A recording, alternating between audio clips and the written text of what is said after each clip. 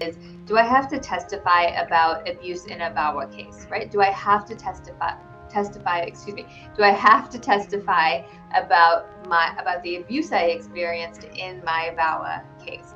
So VAWA is, if you don't already know, VAWA is a green card application. Many times it can be a green card application for people in our firm. It's mostly for people that are married to a U.S. citizen or a green card holder, and that marriage is abusive. And many times they can apply for a green card on their own. Sometimes people don't want to testify. They don't want to talk about the abuse because it's too painful for them. So this can be physical abuse, this can be emotional, verbal abuse, mostly mental abuse, right? Most of our cases can be mental abuse, and they qualify to apply for a green card on their own, but they may be reluctant to talk about the abuse. So most of the time, all we're doing is preparing a declaration. So you talk to us about it. Obviously, take your time. We can do multiple calls if you'd like, and whenever you feel comfortable, you can talk to us. It takes us about 2 hours to be on a call with you to get all of the details about the abuse. That's going to be the verbal things that your spouse said to you. It can be financial abuse where they're controlling you through the finances or limiting your finances.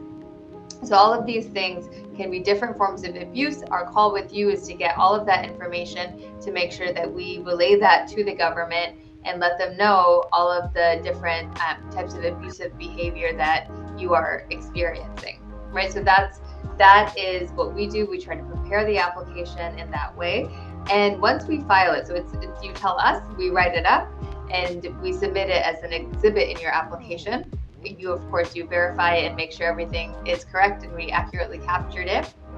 But we submit that as part of your application, and most of the time you will never have to actually testify about the abuse, right? So the question, I know I meandered off here, but the question is, do I have to testify about my abuse in a VAWA case? So most of the time it's just the abuse is written out in a declaration, and you never actually speak about the abuse to the government, to immigration, right? If they suspect fraud in your case, so if they think that you are not being truthful, for example, if you have a previous inconsistency in an application you filed before, or what you're saying at the interview for some reason doesn't line up with what you said in your application, if they suspect fraud, then they can start questioning you about the abuse. But most of the time, at least in the cases that we've seen, you end up getting a green card without actually talking to immigration about the abuse. Of course, you have it in your declaration, in your initial application, but you are never questioned about it